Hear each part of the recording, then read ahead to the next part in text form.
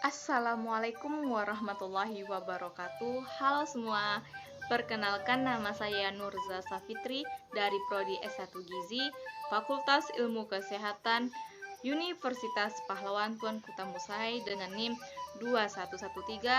2113-211034. Baiklah, di sini saya akan presentasi jawaban saya mengenai tugas yang diberikan oleh Ibu Awari Susanti dengan materi sel. Have a good time watching. Yang pertama, carilah perbedaan sel prokariotik dan sel eukariotik. Di sini saya akan menjawab perbedaan sel prokariotik dan sel eukariotik. Nah, di sini sel prokariotik dapat kita jumpai pada sel bakteri, sedangkan sel eukariotik kita jumpai di sel tumbuhan dan hewan. Sel prokariotik merupakan sel yang tidak memiliki membran inti serta tidak memiliki sistem endomembran, seperti retikulum endoplasma dan badan Golgi. Sedangkan sel eukariotik merupakan sel yang memiliki membran inti dan memiliki sistem endomembran. Di sini perlu kita garis bawahi bahwa membran inti berbeda dengan membran sel. Membran inti adalah membran yang menyelubungi inti sel sehingga isi nukleus atau inti sel tidak bercampur dengan sitoplasma.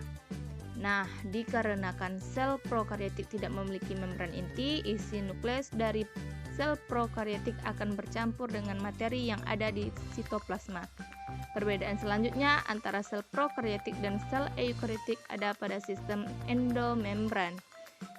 Sistem endomembran merupakan suatu kumpulan organel sel yang membentuk sistem kesatuan yang saling mempengaruhi antara satu organel dengan organel lainnya.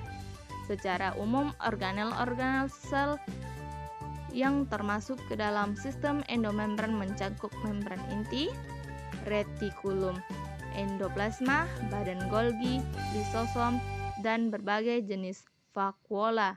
Yang kedua, sel manusia termasuk sel prokariotik atau sel eukariotik termasuk ke dalam sel eukariotik. Sel eukariotik adalah sel yang memiliki membran inti nukleus.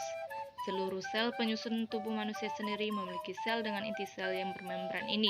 Karenanya sel manusia termasuk ke dalam sel eukariotik. Yang ketiga, COVID-19 termasuk ke dalam sel prokariotik atau sel eukariotik. Termasuk ke dalam sel prokariotik. Virus corona merupakan organisme hidup berupa sel virus yang terdiri dari bagian-bagian organel sel sehingga tergolong organisasi kehidupan tingkat sel. Virus corona termasuk organisasi bersel satu karena tidak memiliki inti sel, membran sel, dan sitoplasma, dan juga terselubung dengan selaput RNA. Sekian penjelasan yang dapat saya uraikan, semoga bermanfaat untuk kita semua. Terima kasih. Wassalamualaikum warahmatullahi wabarakatuh.